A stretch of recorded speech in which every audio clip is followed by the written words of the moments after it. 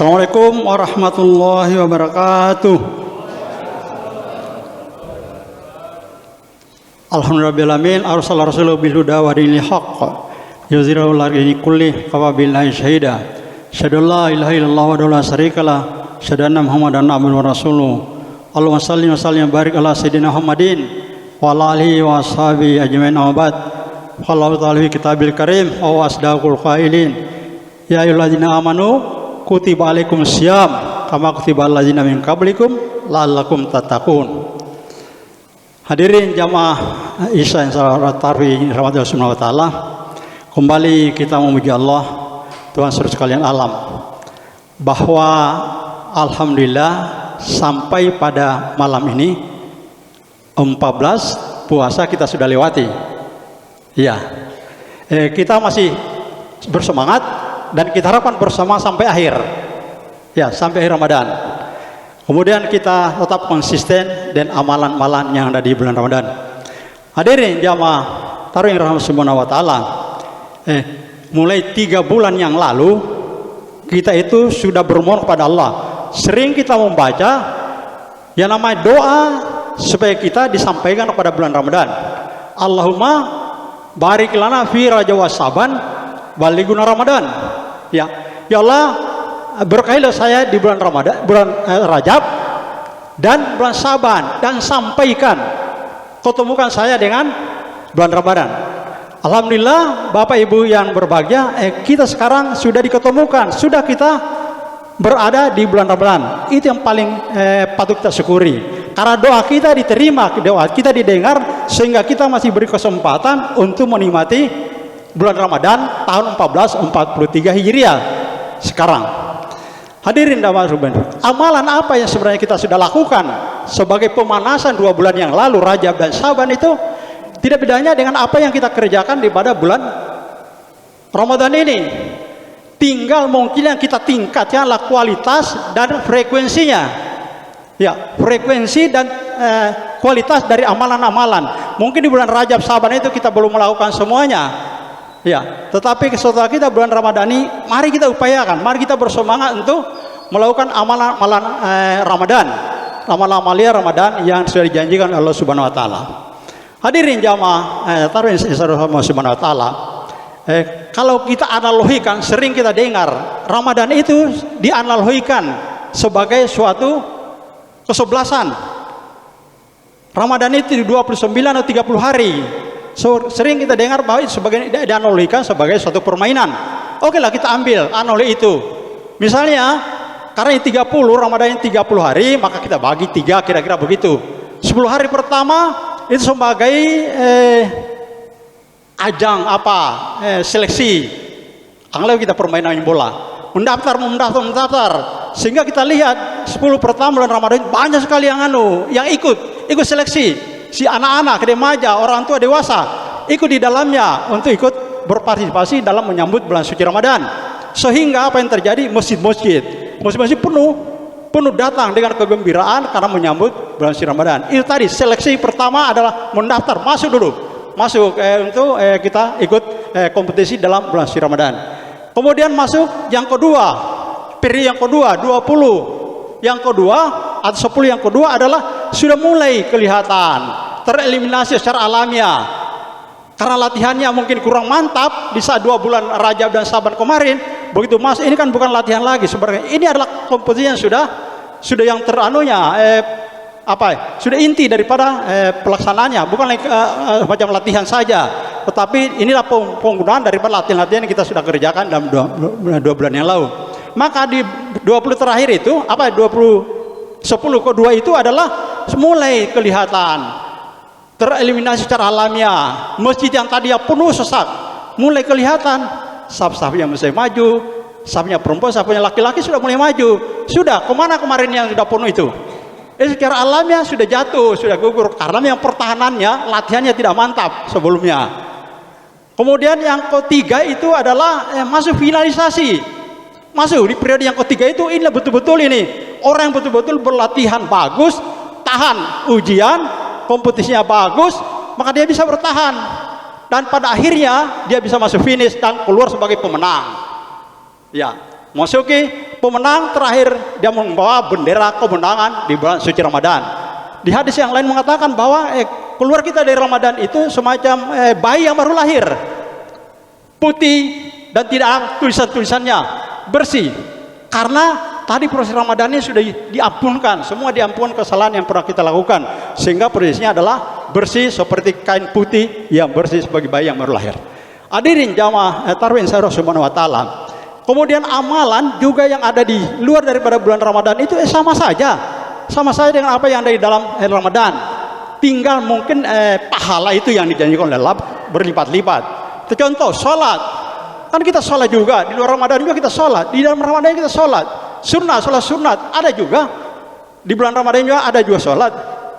Sedekah, malam, tahajud, witir, yang tidak ada di luar bulan Ramadan itu adalah tarawih.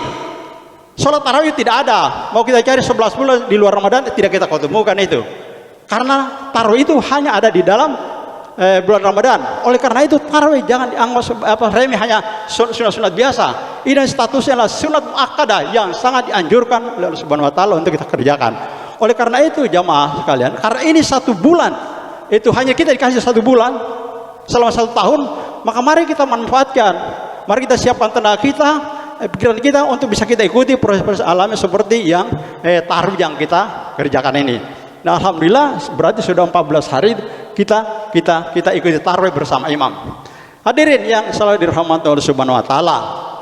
Kemudian berikutnya tadi saya bacakan di surat Al-Baqarah ayat 183, ya ayyuhalladzina amanu kutiba alaikumusiyam kama kutiba alal ladzina min qablikum la'allakum tattaqun. Wahai orang-orang beriman, diwajibkan atas kamu berpuasa sebagaimana diwajibkannya kepada orang-orang sebelum kamu agar kamu bertakwa. Saya mengambil belakang akhir dari ayat ini bahwa mari diharapkan sebagai empat kita bertakwa. Takwa sebenarnya tidak terjadi yang sendirinya. Takwa ini ada proses amalan-amalan yang kita kerjakan, kebiasaan, semacam perilaku kita dengan amalan-amalan yang kita kerjakan, maka membentuk pribadi yang takwa. Hadirin jamaah yang saya hormati wa taala. Menurut Imam Al-Ghazali dalam bukunya yang sangat terkenal itu, Ya Ulumuddin, mengatakan bahwa puasa yang dilakukan oleh kita itu bisa dikategorikan 3 macam. Ya, ini menurut Imam Al-Ghazali dalam bukunya itu Ya Ulumuddin. Ada 3 kelompok daripada puasa itu.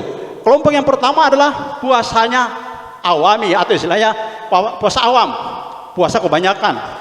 Kenapa disebut puasa kebanyakan orang? Karena bisa dilakukan oleh siapa saja. Kan larangannya hanya jangan makan, jangan minum, dan kendalikan hawa nafsunya di siang hari. Itu saja. Dan ini gampang, ringan, bisa kita kerjakan. Siapa saja bisa kerjakan itu. Namanya puasa awami atau puasa awam. Kemudian yang kedua, puasa khusus. Ya, puasa khusus. Selain yang pertama tadi, kita menahan, kita mengendalikan makan, kemudian minum, kemudian syahwat, ditambah dengan mempuasakan panca indera. Ya, panca indera kita puasakan di kelompok yang kedua ini, puasa khusus ini. Karena begini, salah satu contoh, kita panca indera kita, mata contohnya. Itu mata tidak bisa jangan sampai kita melihat apa-apa lah, pakai kemana-mana yang tidak membuat kita menjadi takwa. Tetapi bisa kita kendalikan. Jangan semua yang di jalan itu kita baca, kita bicarakan, kita ungkit. Dilihat dari atas sampai bawah itu, diulang-ulang itu dibicarakan. Itu harus dikendalikan itu mata. Kemudian tangan ini kita upayakan tidak mengambil sesuatu yang memang bukan hak kita. Ya. Gunakan tangan ini untuk bisa bermanfaat, untuk bisa meningkatkan ketakwaan kita kepada Allah Subhanahu wa taala. Tidak mengambil hak yang bukan kita punya hak. Kemudian apa lagi? Telinga. Jangan sampai kita mendengar, kita cerita, 2-3 orang cerita, ternyata yang diceritakan itu ghibah atau bicarakan orang, kejelekan orang. Dan walaupun kita tidak berbicara, kalau kita dengar dan kita mengiyakan, iya itulah termasuk juga kita di dalamnya. Oleh karena itu kita harapkan panca indera ini harus kita bisa kendalikan dengan sebaik-baiknya. Misalnya kendalikan lisan kita. Lisan bisa kita tahan, jangan kita bicarakan orang, kita bisa hina, kita bisa ghibah. Tetapi ini tangan juga harus kita kendalikan. Tangan itu bisa lebih parah juga. apalagi media sosial sekarang, medsos itu, tangan bisa dengan gampangnya itu kita itu, dan bisa lempar kemana-mana, itu bisa membuat orang menjadi tidak nyaman dengan kita. Oleh karena itu semua dari panjang selain kaki dan tangan kita yang bisa kendalikan. Maka kelompok inilah yang disebut dengan puasa khusus. Kemudian yang ketiga adalah khusus sosial atau puasanya istimewa, kira-kira begitu. Dan ini selain yang pertama tadi, menahan makan, minum, dan syahwat, kemudian bisa kita kendalikan panca indera kita. Maka yang ketiga ditambah satu, yaitu mempuasakan hati. Hati kita di dalam ini harus kita upayakan. Maksudnya jangan kita berbicara selain daripada perintah Allah yang kita bicarakan. Jangan kita mau kemana-mana, jangan kita bicarakan hal yang di luar daripada perintah Allah. Artinya menjadi qalbun salam, qalbun salim, menjadi hati yang bersih. Karena itulah yang bisa menyelamatkan. Qalbun salim itulah yang akan menyelamatkan kita untuk bertemu dengan Allah Subhanahu wa taala. Hadirin jamaah tarawih Allah Subhanahu wa taala. Oleh karena itu, kita masih berada kira-kira sudah 14 hari, tidak lama lagi sudah dari puncak ini. Sudah di puncak Ramadan. Kemudian sebentar lagi turun. Kalau turun cepat sekali itu. Menanjak aja orang bilang sebentar sekali, sudah 2 minggu ternyata kita puasa. Apalagi nanti menurun. Besok 15, 16 dan turun terus semua, itu cepat sekali kita berakhir dengan 30 puasa, dan kita akan keluar Idul Fitri sebagai pemenang dalam pelaksanaan ibadah puasa Ramadan. Dan kita bermohon kepada Allah Subhanahu wa taala, semoga kita bisa dipanjangkan umur kita, diberi kekuatan, keselamatan, sehingga kita bisa bertemu lagi dengan Ramadan yang akan datang. Saya kira itu jamaah tarawih Allah Subhanahu wa taala. Saya kira yang sedikit ini semoga ada manfaatnya, termasuk dari saya sendiri dan kepada kita sekalian. Kemudian kita berdoa, subhanakallahumma bihamdik, syahadu la ilaha illa anta astaghfiruka wa atubu ilaik. Assalamualaikum warahmatullahi wabarakatuh.